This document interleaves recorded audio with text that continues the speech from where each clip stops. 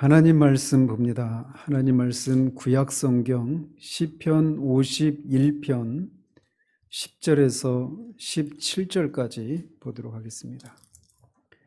구약성경 시편 51편 10절에서 17절까지입니다. 하나님 말씀 이러합니다. 하나님이여, 내 속에 정한 마음을 창조하시고 내 안에 정직한 영을 새롭게 하소서. 나를 주 앞에서 쫓아내지 마시며 주의 성령을 내게서 거두지 마소서. 주의 구원의 즐거움을 내게 회복시켜 주시고 자원하는 심령을 주사 나를 붙드소서. 그리하면 내가 범죄자에게 주의 도를 가르치리니 죄인들이 주께 돌아오리이다. 하나님이여, 나의 구원의 하나님이여, 피 흘린 죄에서 나를 건지소서. 내 혀가 주의 의를 높이 노래하리이다. 주여, 내 입술을 열어주소서. 내 입이 주를 찬송하여 전파하리이다. 주께서는 제사를 기뻐하지 아니하시나니 그렇지 아니하면 내가 드렸을 것이라. 주는 번제를 기뻐하지 아니하시나이다. 하나님께서 구하시는 제사는 상한 심령이라. 하나님이여, 상하고 통회하는 통회하는 마음을 주께서 멸시하지 아니하시리이다. 아멘.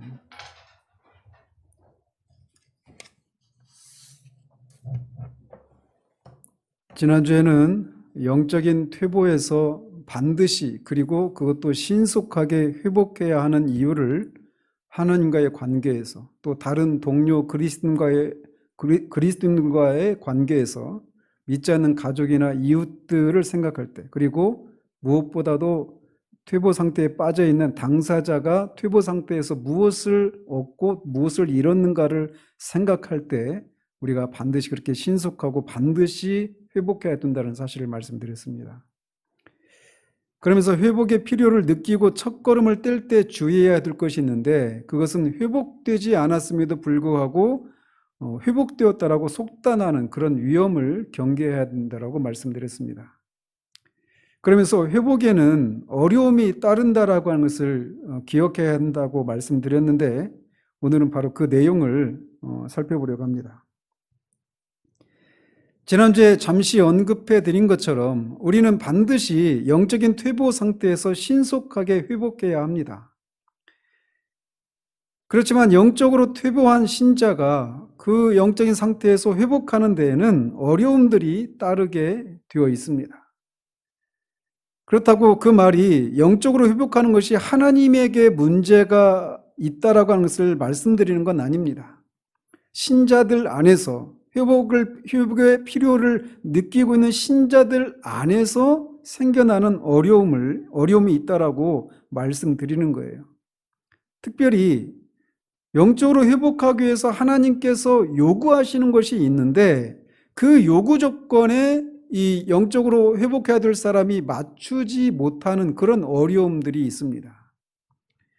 여기에는 여러 어려움들이 있겠지만 특별히 최소한 세 가지 종류의 어려움이 있습니다.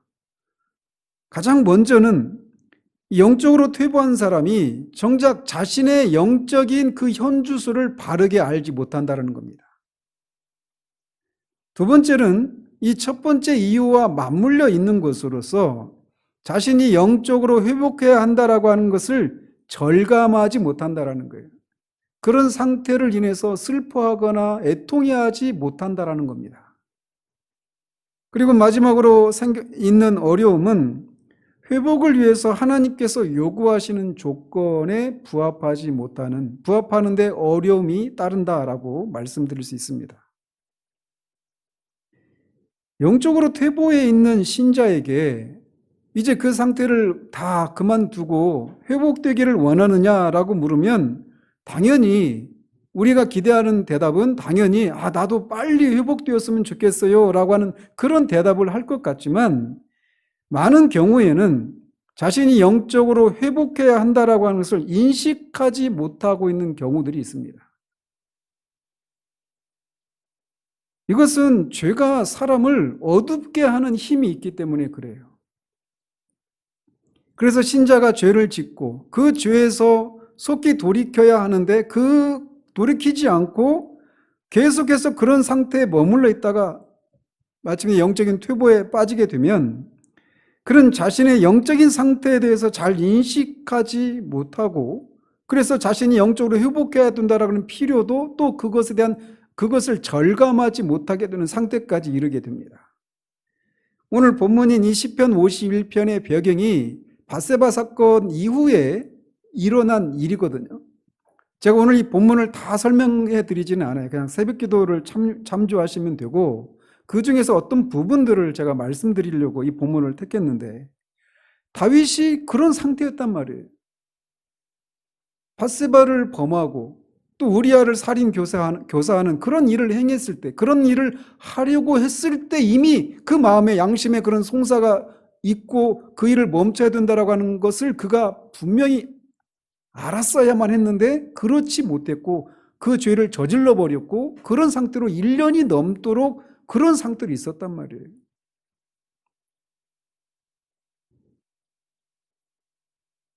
이것은 육신의 질병을 너무나 오래도록 알아온 사람에게서도 발견되는 모습입니다. 즉 자신이 육신의 질병을 오래 알았음에도 불구하고 내가 그 질병에서 빨리 벗어나는 것이 자신의 가장 최고의 가장 우선적인 그런 소망이다, 이렇게 말하기 쉬운데 그렇지 못하다라는 겁니다. 여러분, 아니 무슨 말씀을 하느냐라고 물으실지 모르겠어요. 아니 아픈 사람이 당연히 가장 무엇을 가장 원하느냐고 물었을 때 이 지긋지긋한 질병에서 빨리 벗어나는 것입니다라고 말할 것 같지만 그렇지 않다라는 거예요. 이를테면 요한복음 5장에 나오는 38년 된 병자에게 주님이 물으셨던 질문을 보면 우리가 이것을 이해할 수 있습니다. 주님은 그 사람이 38년이라고 거기에 정확하게 알았다 이렇게 나와 있지 않았지만 그가 병이 오래되었다라고 하는 것을 이미 주님이 아셨어요. 그리고 그 장소는 베데스다 연못이어서 그 유대인들의 그 전통에 따라 그 연못에 막 천사들이 와서 물을 동요시킬 때 가장 먼저 들어간 사람이 낫는다라고 하는 그런 얘기 때문에 그 자리에 와 있단 말이에요. 그러니까 외견상 보면 그는 병에서 고침받기 위해서 그 자리에 나와 있는 사람이에요. 그리고 그 상태에서 38년 동안이나 있었던 사람입니다. 그런데 주님이 그 사람에게 네가 낫기를 원하느냐라고 물으셔요. 주님의 질문이 헛된 질문이 아닙니다. 그렇게 오래도록 병에 걸려 있으면 당연히 낫기를 원하는 건 당연하다 이렇게 생각할 수 있는데 그렇지 않았다라는 겁니다. 마찬가지로 영적인 퇴보 상태에 오래도록 머물러 있는 사람의 경우에도 그런 일들이 있어요. 그래서 제3자가 보기에도 그 사람은 지금 속히 영적인 퇴보 상태에서 빨리 회복해야 된다라고 하는 것을 느끼고 그 사람에게 속히 벗어나야 된다라고 이렇게 저렇게 충고를 하지만 그 충고가 아무 소용이 없는 경우들이 있단 말이에요. 그 사람이 비록 영적인 퇴보 상태로 인해서 모든 일이 잘 되지 못하고 어떤 양심의 가책이나 죄책감 이런 것들을, 어떤 평안도 없고 이런 것들을 느끼고 있음에도 불구하고 그런 충고 정도 가지고는 그 사람이 그 상태에서 빨리 벗어나야 되겠다고 그 필요를 느끼고 절감하고 그렇게 그 상태에서 벗어나서 첫사랑을 회복하기 위한 그런 노력으로 빨리 곧장 뛰어들지 못하는 일들이 있단 말입니다. 그런 상태에 있는 사람의 양심은 죄로 인해서 어느 정도 마비되어 있기 때문에 자신의 위치에 대해서, 자신의 그 현재적인 위치에 대해서 거의 깨닫지 못하고 죄에 대한 두려움도 약화되어 있기 마련입니다. 그래서 모든 병든 사람이 낫기를 원하지 않을 수도 있는 것처럼, 그래서 어떤 사람들은 그 상태에서 사람들의 그런 돌봄을 받으니까 늘 마음을 써주고 돌봐주고 하는 것들에 그냥 익숙해져 버려서 그런 상태에 그냥 머물러 있으려고 하는 그런 사람도 있단 말이죠. 그런 것처럼 영적인 퇴보 상태 가운데 있는 사람들이 모두 다 그 상태에서 빨리 벗어나기를 원하고 있는 것은 아닐 수 있다는 것을 기억해야 돼요. 우리가 영적으로 퇴보한 신자가 영적으로 퇴보한 이 상태가 얼마나 심각한 상태인지에 대해서 우리가 너무나 피상적인 이해를 가지고 있습니다. 왜냐하면 여러분들이 신앙생활을 해오면서 아시겠지만 우리가 회심한 지 얼마 되지 않았을 때는, 우리 신앙이 초기 단계에 있을 때는 우리의 영적인 침체 가운데 빠지면 그 침체 가운데서 회복되는 시간이 굉장히 빠릅니다. 그래서 하나님이 주신 은혜의 수단들을 적극적으로 활용하면 빨리 그렇게 영적으로 회복되는 일들이 일어나요. 그래서 저도 초기 때는 그렇게 은혜를 받았던 그런 책들, 설교들, 이런 것들을 읽으면 다시금 제 안에서 그렇게 냉랭해진 마음이 다시 뜨거워지고 다시 살아나는 그런 경험들을 했습니다. 그런데 시간이 지나면서 우리가 점점 이런 죄에 대해서 둔감해지고 영적인 퇴보 상태가 첫사랑을 잃어버린 정도가 아니라 이제 사대교회 상태로, 또 요한계시록의 그 라오디게아 교회 같은 그런 상태로 점점 심화되어져 가게 되면 이제는 좀처럼 어떤 것을 통해서도 영적인 퇴보 상태에서 회복되는 것이 쉽지 않다라고 하는 것을 우리가 경험적으로 겪게 됩니다. 다윗이 시편 119편에서 이렇게 얘기해요. 내가 고난받기 전에는 그릇 행하였다. 근데 고난받기 전에는 그가 그릇 행하였는데 그 상태를 인식을 못한 거예요. 그릇 행하고 있다라고 하는 것을 인식을 못하고 있는 겁니다. 그래서 그 상태에서 빨리 벗어나야 된다라고 하는 것을 그 당시에는 인식을 못하고 있는 거예요. 이 오늘 본문의 배경이 되는 사건이 말씀드린 것처럼 사무엘하 11장에 나오는 밧세바와 간음한 이후의 사건입니다. 진행된 일입니다. 그게 배경이에요. 다윗이 얼마나 타락하고 어두움 가운데 떨어져 있는가를 한번 살펴보십시오. 다윗은 밧세바를 간음하고 우리아를 살인교사한 이후에 1년이 넘도록 그런 상태에 머물러 있었습니다. 12장에 와가지고 하나님께서 나단 선지자를 보내셔서 한 가지 비유를 통해서 다윗의 죄를 깨닫게 하시기 전까지 그는 성경의 어디에도 그가 오늘 본문에서 읽은 것처럼 상한 심령으로, 통회하는 마음으로 하나님께 자신의 영혼의 회복을 위해서 기도하고 몸부림쳤다라고 하는 이런 기록을 찾을 수가 없어요. 여러분이 사무엘하 12장에 읽어보면 나단 선지자가 찾아와가지고 한 가지 비유를 통해서 얘기를 했을 때 그 비유의 대상이 다윗 자신을 가리킨다라고 하는 것을 그가 알지 못했습니다. 그래서 그 비유에 등장하는 그 사람을 죽여야 된다라고 그렇게 분노를 했어요, 다윗이. 그때까지도 자신의 죄를 인식하지 못하고 자신의 영적인 그런 상태를 이해하지 못했단 말이에요. 다윗 같은 사람도 말이죠. 그러니 그런 상태에서 빨리 회복되어야 된다라고 절감하는 것은 있을 수가 없었던 겁니다.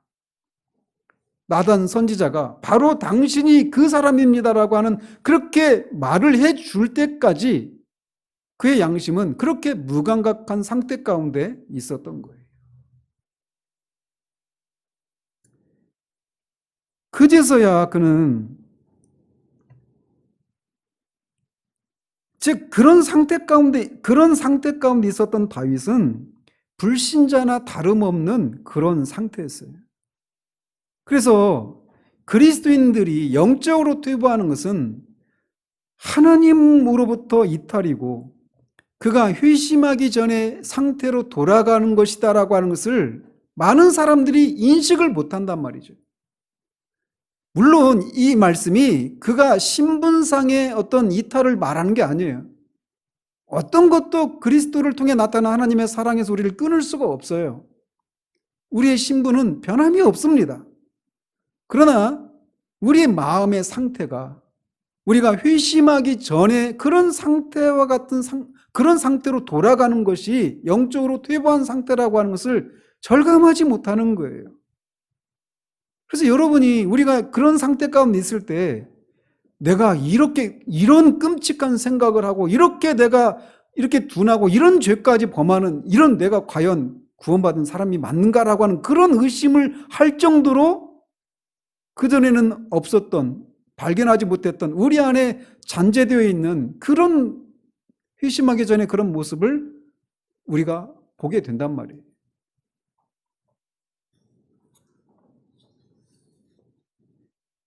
다윗은 그런 나단 선지자의 고백을, 그런 지적을 받고 나서야 하나님이여 내 속에 정한 마음을 창조하시고 내 안에 정직한 영을 새롭게 하소서라고 간구합니다.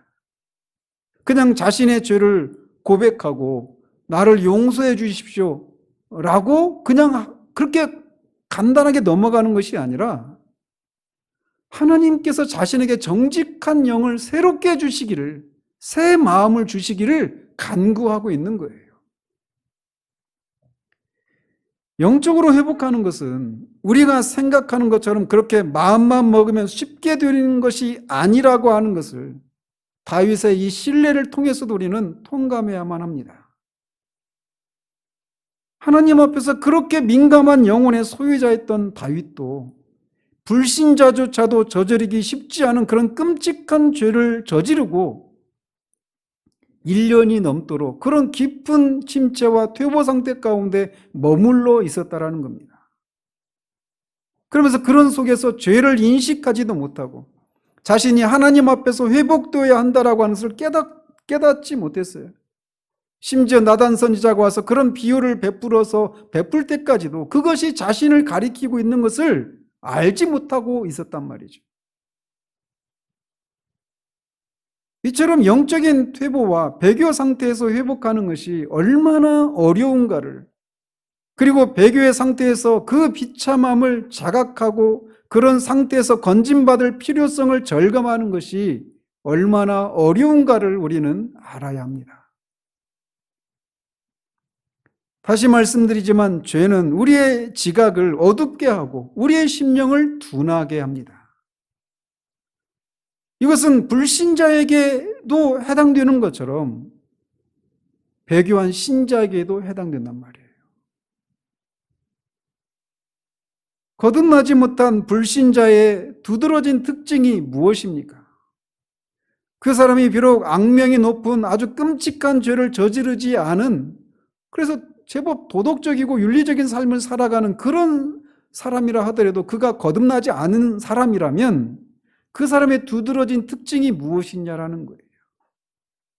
그것은 그의 마음의 지각이 어두워져서 무지하고 하나님의 생명에서 떠나 있다라고 에베소서에서 말하고 있습니다. 그런 하나님과의 교제에서 떨어져 나가 있어요. 그런데 그게 불신자의, 거듭나지 못한 불신자의 특징인데 영적으로 퇴보해서 배교의 상태까지 떨어져 나간 사람의 내적인 상태가 그렇다라는 거예요. 신분상의 상태를 말하는 게 아닙니다. 그래서 하나님께서 그를 회복해 주시지 않으면 그는 자신의 처지를, 나단이 다윗의 처지를 설명해 주었을 때 그때 깨달은 다윗보다 더 못한 그런 처지에 있을 수 있다라고 하는 것을 우리가 기억해야 돼요. 그래서 하나님의 자녀가 자신의 영적인 그런 처지를 깨닫고 그런 상태를 인해서 슬퍼한다면 이보다 더 감사한 일이 없죠. 이런 일들은 불신자들에게는 일어나지 않습니다. 왜냐하면 항상 병약한 사람은 자신의 건강과 능력이 약화되었다라는 사실을 인식하지 못합니다. 왜냐하면 한 번도 건강해 본 적이 없기 때문에 그래요. 마치 공동묘지에 누워있는 시체들이 자신에게서 생명력이 떨어져 있다라고 하는 것을 한 번도 느낄 수 없는 것처럼 말이죠. 그렇지만 건강한 체구를 가진 그런 사람이 어떤 사고로 인해서 병상의 침대에 누워있게 되면 자신에게 무엇인가 문제가 있구나라고 하는 것을 절감하게 될 것입니다. 마찬가지로 형식적인 그리스도인들이 자신의 영적인 타락에 대해서 별로 문제 삼지 않는 중요한 이유는 그들이 한 번도 영적으로 건강해 본 적이 없기 때문에 그래요. 한 번도 영적으로 생명을 누리는 적이 없기 때문에 형식적인 그리스도인들은 영적인 퇴보나 이런 문제들에 대해서 관심이 없습니다. 심각하게 그 문제를 다루지 않아요. 그렇기 때문에 그들에게 회복에 대해서 문제 삼는 것은 쓸데없는 시간 낭비에 지나지 않는 것으로 보입니다. 만약 여러분이 그들에게 하나님으로부터 떠나는 것에 대해서, 그리고 하나님과의 교제 관계를 상실한 것에 대해서 그것들은 아주 큰 문제라고 말을 해준다면, 여러분들은 마치 소돔성에 다음 날이면 하나님의 심판이 임한다라고 하는 그 다급한 롯의 얘기를 농담으로 여겼던 롯의 사위들과 같은 그런 반응을 여러분이 목격하게 될 것입니다. 따라서 형식적인 신자들에게 영적인 퇴보 상태에서 속히 벗어나서 하나님과의 끊어진 교제를 회복해야 한다라고 말해주면 그들은 여러분들의 수고를 농담으로 여길 것입니다. 그리스도에 대한 어떤 사랑도 체험해보지 못한 사람에게 그런 사랑을 회복해야 된다라고 아무리 말한다 해도 다 쓸데없는 일이에요. 그러나 진정한 그리스도인이라면 그들은 그것들을 결코 가볍게 다루지 않을 것입니다. 그들은 그 문제를 인해서 자신을 성실하게 정직하게 돌아보고 하나님 앞에서 자신을 비추어 보고 자신의 상태를 확인하려고 할 것입니다.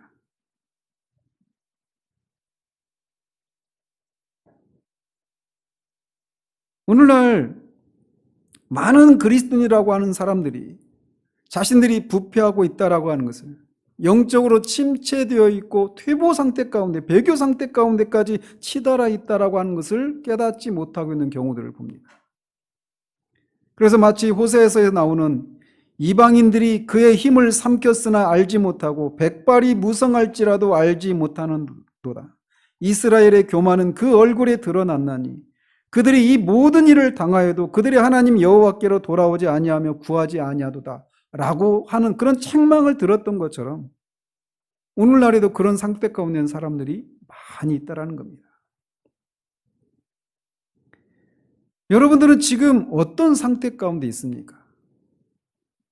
저는 염려가 되는 게 이런 상태로 지금 코로나 바이러스를 우리가 하나님 앞에서 신앙생활 하는 데 있어서 한 번도 경험하지 못한 그런 시기를 지나면서 우리가 영적으로 어떤 상태 가운데 있는지 정말 두렵고 궁금하기도 합니다. 여러분은 지금 진정으로 성경이 말하는 그런 신령한 기쁨과 평강을 이런 상황 가운데서 누리고 있는지 우리는 돌아봐야 돼.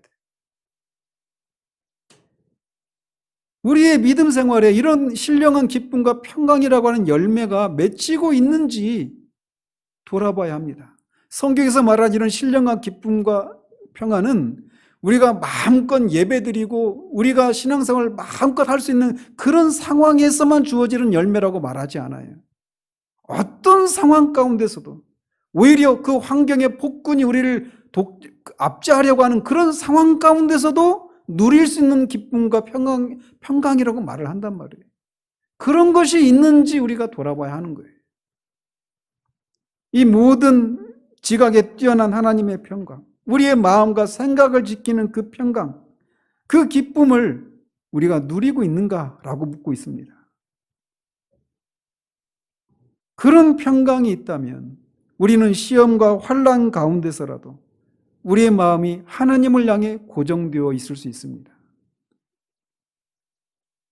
느헤미야가 8장 10절에서 말하고 있는 것처럼 여호와를 기뻐하는 것이 우리의 힘이라고 과연 우리가 말하고 있는가? 그래서 그 여호와를 기뻐하는 것이 있어서 우리가 겪고 있는 이 다양한 상황 가운데 힘이 되고 있다라고 말할 수 있는가?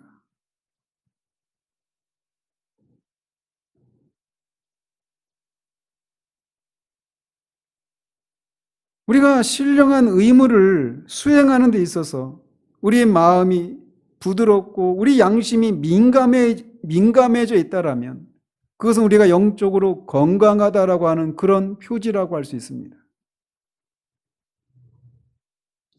우리의 마음과 마음이 부드럽고 우리 양심이 민감하다고 하는 것은 우리가 여전히 하나님 앞에서 건강한 그런 상태 가운데 있다라고 하는 것을 말해주는 것이에요. 그러나 이런 것이 없이 우리가 행해야 될 그런 의무를 그냥 의무이기 때문에 감당하고 있다라면, 그래서 지금 우리가 퇴보까지는 아니라 하더라도 그것을 향해서 지금 가고 있는 한 예후가 될 수 있다는 사실들을 기억해야 됩니다.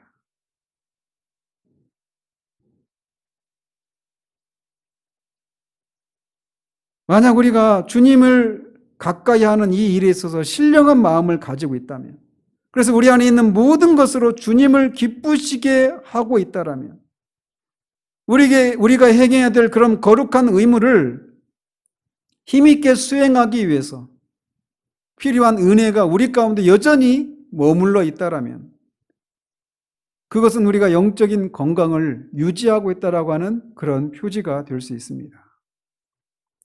우리는 영적인 게으름이나 형식주의나 이생의 염려나 부산함들, 사탄의 유혹이나 방해, 이 모든 것들과 대항해서 싸워야 합니다.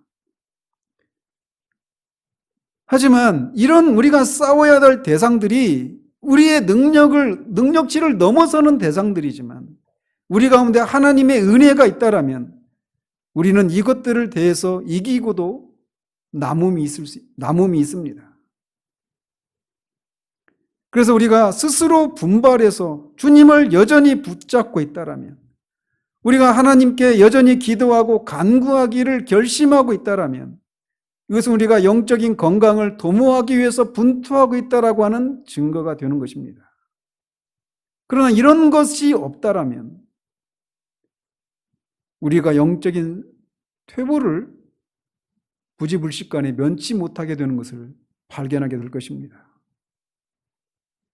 그렇지만 만약 우리가 이렇게 신령한 기쁨과 평강을 누리지 못하고 있고 그렇게 게으름이나 어떤 형식주의나 이런 이생의 염려와 그런 생활에 대한 염려로 우리 마음이 둔해져 있는 그런 상태 가운데 있는 자신의 모습을 인해서 만족해하지 못하고 있다라면 희망적인 모습이라고 할 수 있습니다. 그렇지만 그렇게 자신의 상태에 만족하지 못하고 있는 것으로 멈춰서는 안 됩니다.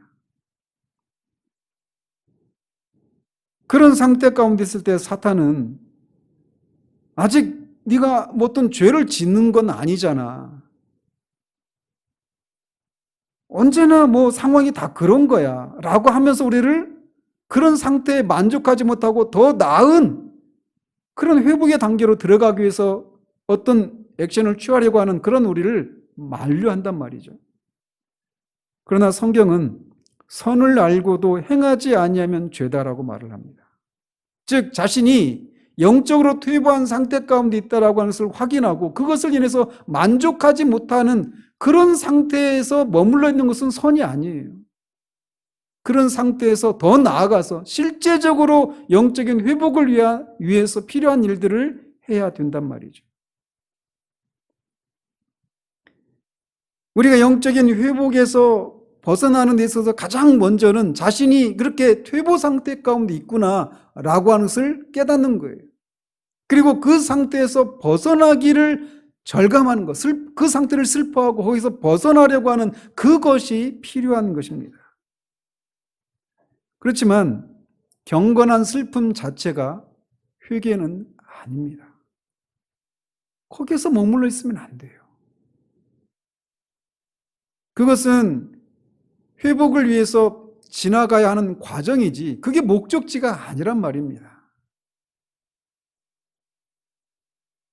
우리의 그런 영적인 퇴보를 우리가 인식하고 그리고 그런 상태에 우리가 마음이 만족하지 못하고 우리 마음이 다시금 동해서 하나님과의 그런 관계를 회복하기를 바란다라면 그 다음에 우리에게 요구되는 것은 하나님이 요구하시는 요구 조건을 우리가 충족해야 하는 것입니다. 그래야만 치료가 행해질 수 있는 겁니다. 그런데 이 과정에서도 어려움이 따릅니다.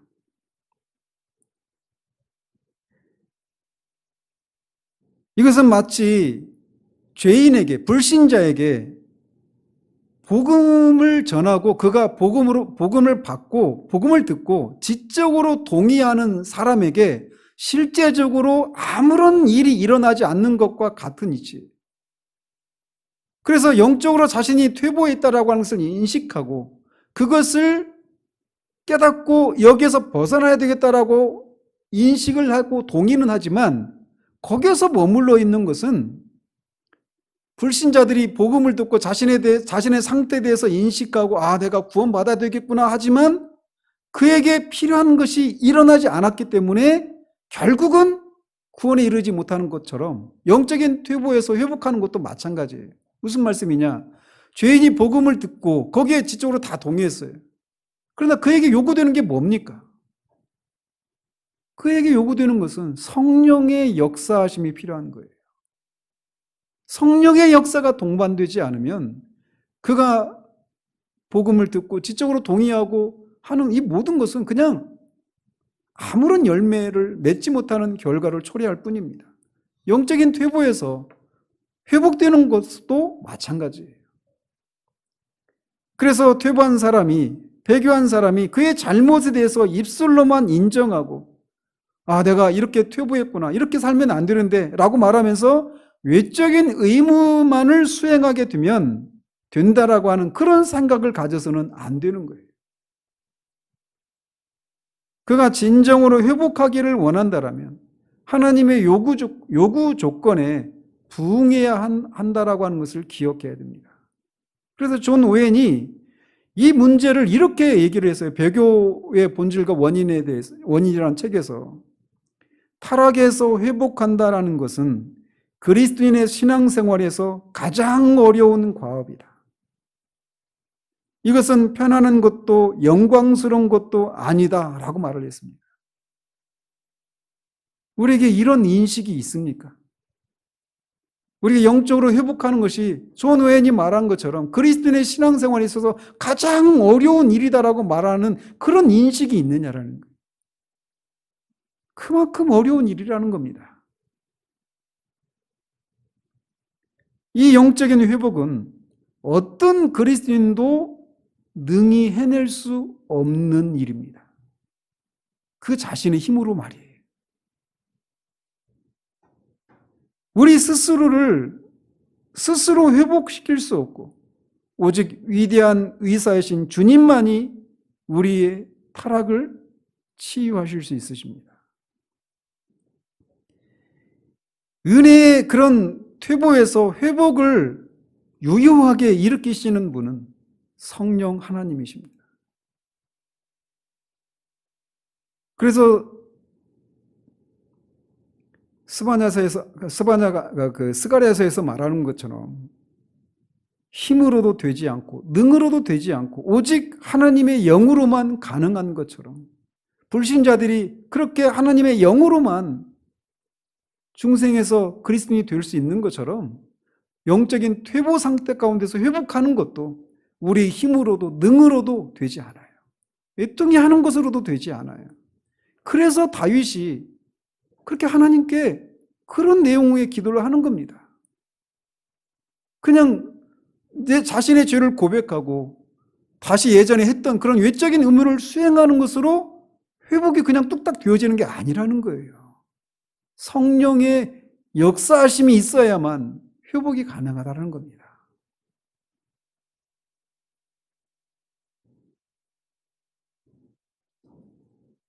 그렇다고 해서 그러면 성령께서 우리에게 그런 회복의 상태에서 건져주시지 않으면 나도 어쩔 수가 없어요 라고 하면서 회복해 주실 때까지 기다려야만 하는가? 그건 아닙니다. 어떤 면에 있어서도 하나님은 우리를 로봇처럼 우리를 다루시지 않으십니다. 회복의 과정과 관련해서도 하나님께서는 우리 앞에 우리가 행해야 될 의무를 제정해 놓으셨습니다. 그리고 그것을 우리가 성실한 마음으로 믿음으로 수행하지 않으면 회복을 우리가 기대할 수가 없습니다. 성령만이 메말라 시들어가는 신자를 변화시키고자 하는 그런 거룩한 욕망을 불러 일으켜 주시지만 그런 목적에 사용되는 수단을 하나님이 제정해 놓으셨어요. 그래서 우리가 그 수단을 성실한 마음으로 믿음으로 우리가 행해야 될 의무가 우리에게 있다라는 겁니다. 따라서 우리가 이런 하나님이 세워놓으신 이런 수단들을 경시하면 다음과 같은 상태로 전락하고 말 거예요. 이사야 24장 16절에 있는 것처럼 나는 이르기를 나는 쇠잔하였고 나는 쇠잔하였으니 내게 화가 있도다. 배신자들은 배신하고 배신자들이 크게 배신하였도다. 따라서 하나님이 우리에게 회복을 위해서 우리가 구원을 위해서 하나님이 제정하신 의무를 소홀히 하면서 구원받을 수 없는 것처럼 회복을 위해서도 하나님이 제정해 놓으신 그런 수단들을 우리가 무시하면서 회복을 기대할 수 없다는 것을 기억해야 됩니다.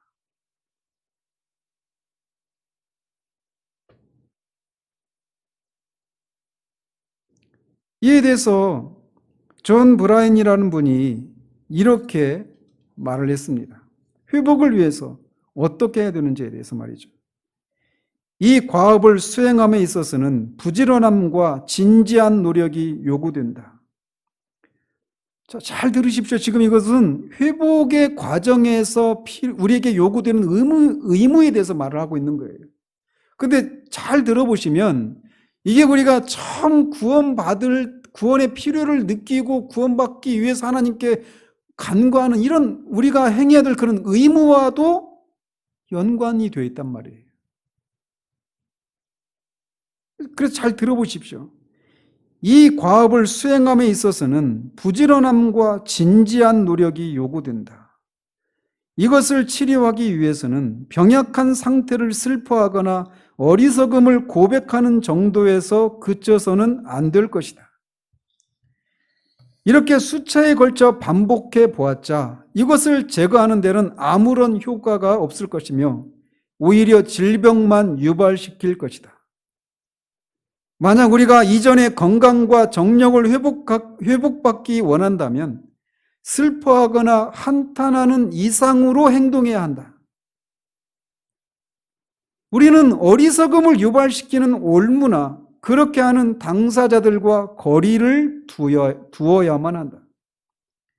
우리가 이렇게 하지 않으면 전혀 어떤 목적도 없이 우리의 과거 실수만을 인정하는 꼴이 되어버린다. 우리가 영적인 타락을 자초하는 일들을 좋아하고 이러한 것들에 몰두해 있는 한 이전의 능력을 회복하는 일을 기대한다면 이는 큰 오산이다. 미국에 앞으로 올 때 우리에게 악영향을 주지 못하게 하기 위해서는 이 사악한 죄들을 슬퍼하는 정도로 그쳐서야 되겠는가? 우리는 우리의 심신에 병을 유발시키는 것을 일격에 떨쳐버려야만 할 것이다. 회복되기를 원한다라고 말하면서 그리고 회복되지 못한 상태 가운데 있는 자신의 상태를 슬퍼하고 있기만 해서는 실제적으로 회복이 되지 못하는 거예요. 그런 상태에 자신을 떨어지게 만든 그 어떤 것들을 실제로 제거하는 일들이 있어야 하는 것입니다.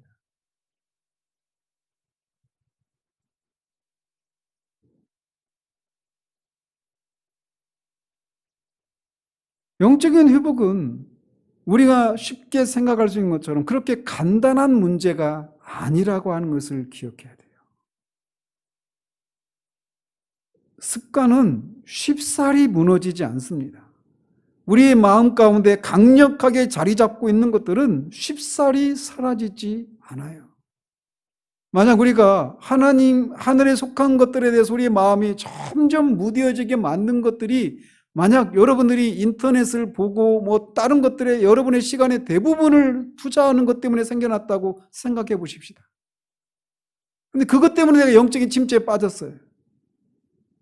그리고 내가 그것을 끊어야지, 이 상태에서 벗어나야지 이렇게 마음 먹으면 그런 상태에서 빨리 벗어날 수 있습니까? 며칠은 가죠. 그러나 지속적이 되느냐라는 거예요. 참 우리가 하나님께 구원을 받고 하늘에 속한 신령한 모든 것들이 너무나 우리에게 달콤해서 예배며 기도며 성경이며 뭐 경건서적이며 성도들과의 교제며 우리의 기도 생활이며 이 모든 것들이 너무나 달콤했기 때문에 누가 시키지 않아도 막 그것을 애써 자원해서 그렇게 열심을 냈던 것과 같은 그런 마음으로 곧장 우리가 회복이 되느냐고요. 그렇지 않아요. 회복은 결코 쉬운 문제가 아니라는 것을 기억해야 됩니다.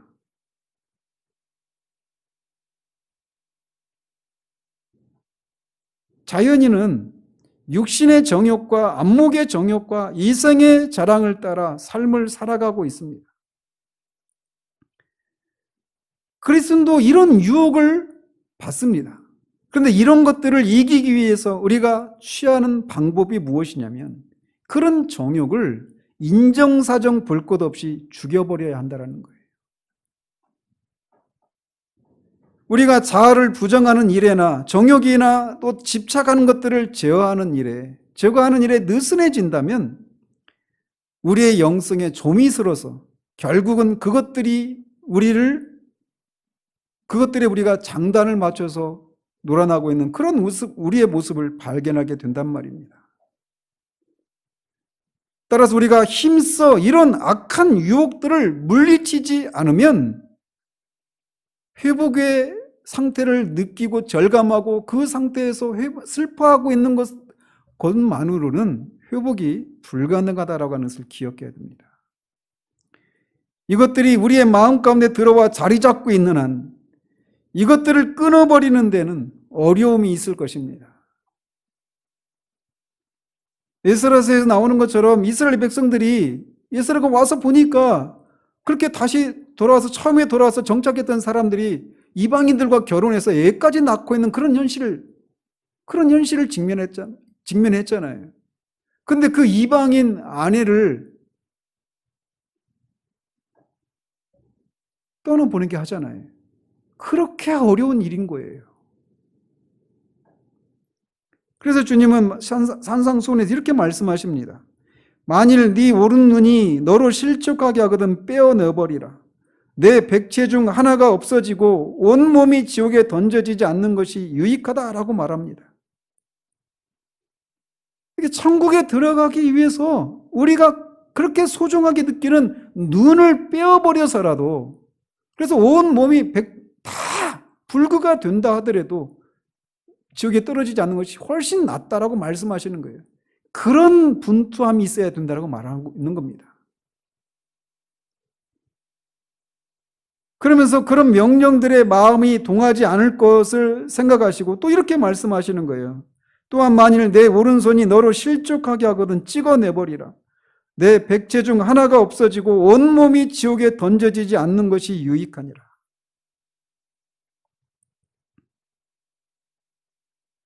즉 주님이 말씀하시는 것은 우리가 구원받기 위해서도 그렇지만 구원받은 이후에 퇴보의 상태에 빠져있는 가운데서도 회복을 위해서 이런 마음의 자세가 필요하다라고 말씀하고 있는 거예요. 우리가 가장 좋아하던 우상을 부인하고 정욕을 인정사정 볼 것 없이 죽이라고 말씀하고 있는 겁니다. 우리를 현혹시키는 것들이 아무리 좋게 보여도 그것을 거부해야 한다라고 말씀하고 계신 거예요. 이런 일은 마치 주님이 내 오른손을 잘라버려라 라고 말씀하시는 그 고통이 수반되는 겁니다. 이 당시에는 마취제라고 하는 것도 없었을 거 아니겠어요? 그런 상태에서 오른손을 잘라버린다라고 하는 것은 엄청난 고통이 수반될 겁니다. 자지러지는 일이죠. 자아를 부인하는 일은 정말 그야말로 자지러지는 일입니다. 산이 무너지고 땅이 갈라지고 해일이 일어나는 것보다 더 힘들고 더 큰 세력이 무엇이냐면 자아예요. 자아를 죽이는, 자아를 부인하는 이 일은, 자아가 깨어지는 이 일은 그렇게 엄청난 그런 일인 거예요. 그런데 그렇게 하라는 겁니다. 회복을 위해서 말이에요.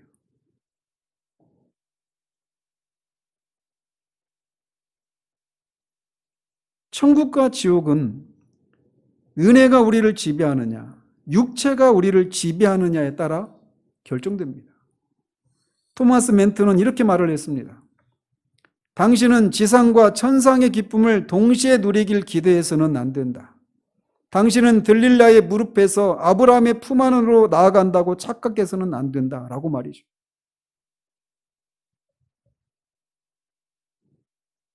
그래서 앞에서 언급했던 인용해드렸던 존 브라인이라는 분이 이렇게 말을 했어요. 우리가 은혜를 회복시키길 원한다면 최초의 일들을 행해야 한다. 우리가 구원받을 때 했던 일들을 다시 해야 된다는 거예요.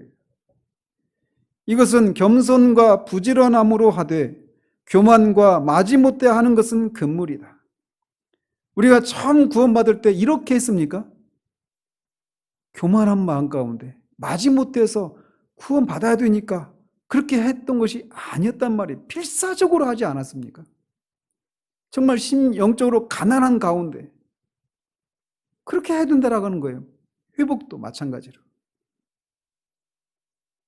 우리는 부주의함과 게으름으로 말미암아 아는 일이나 실행하는 일에 퇴보하기 때문에 배우고 행하는 일을 새로 시작해야 한다. 성도는 가끔 학생과 비교된다. 학생은 공부하는 일을 게을리함으로 진전하지 못한다. 그들은 말이나 기술을 배우기 시작했던 초기의 일들을 거의 다 잊어먹고 있다. 이 경우 시초의 일들을 새롭게 하는 일이 필요하다.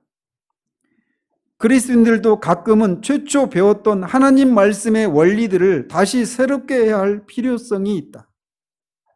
그가 그리스도의 학교에서 진전을 이루기 위해 혹은 다른 사람들에게 이 원리를 쉽고 평이하게 가르치기 위해 새롭게 해야 할 필요성이 있다. 그래서 다윗이 처음으로 돌아가는 거예요. 구원의 즐거움을 다시 회복시켜 주시기를. 자신의 마음에 새 마음을 주시고 정직한 영을 주시기를. 상한 마음을 주시기를. 그러나 이것을 무시할 때 실패를 맛볼 수밖에 없다. 그는 오래전에 배웠던 확신, 회개, 애통, 겸손 등에 대해 다시 새롭게 해야 한다. 우리가 무엇에 대해 생각하든 이것 없이 부흥이란 있을 수 없다. 이렇게 우리가 영적인 퇴보에서 회복하는 것은 그렇게 쉬운 일이 아닙니다. 마음만 먹으면 되는 일이 아니에요. 가장 먼저는 내가 회복해야 될 그런 상태, 필요 가운데 있는 그런 사람이라고 하는 것을 인식하는 것부터가 어려운 일입니다. 그리고 그것을 인식했다 하더라도 그것을 절감하고 슬퍼하지 않는 데서 오는 어려움도 있어요. 그러나 더 어려운 것은 거기서 그쳐버린다는 겁니다. 회복을 위해서 우리가 그렇게 우리를 퇴보하게 만들었던, 우리가 막 애정을 쏟아 부었던, 그래서 우리가 떨어질 수 없는 우리 자신의 일부가 되어버린 그것이라 하더라도 그것이 퇴보의 원인이었다면 과감히 떨쳐버리는, 우리가 처음 구원받을 때 했던 그런 일들을 다시 해야 된다라고 말을 하는 거예요. 퇴보에 대해서도 우리는 피상적인 생각을 가집니다. 마찬가지로 회복에 대해서도 우리는 피상적인 생각을 가지고 쉽게 생각하는데 그것이 아닙니다. 성령의 역사가 아니면 힘으로도 능으로도 애통함으로도 되지 않습니다. 성령의 역사가 있어야 돼요. 그러나 그것이 임하기까지 기다려서는 안 됩니다. 하나님이 우리에게 주신 그 의무들을 우리가 성실하게 믿음으로 행할 때 성령께서 거기에 힘을 주셔서 다시금 우리가 회복할 수 있게 되는 거예요. 다시금 우리가 다음 주면 우리가 이 시리즈를 다 마칩니다. 정말 우리가 이것을 그냥 정보로만 알고 그냥 머무르 있지 않기를 바라요. 정말 이 가난한 시대에 어디 한 곳에 정말 제대로 된 그리스도인들이 있어야 되지 않겠습니까? 저와 여러분들이 그런 사람들이기를 바랍니다. 기도하겠습니다. 하나님 아버지, 영적으로 회복하는 그 일이 일에 어떤 어려움들이 있는가에 대해서 우리가 살펴보았습니다. 영적인 퇴보 상태 가운데 있으면 당연히 회복하기를 원할 것처럼 생각하지만 사실 입술로는 그렇게 말하고 있을지 모르지만 실제적으로는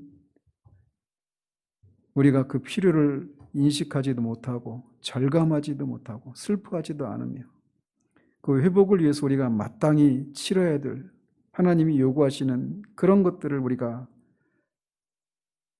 맞추지 못하는 그런 어려움이 있다라고 하는 사실들을 우리가 살펴보았습니다. 무엇보다도 영적인 퇴보 상태가 마치 신분상으로는 아니지만 그 내면의 상태는 불신자와 같은 그런 상태로 떨어진다라고 하는, 그래서 불신자가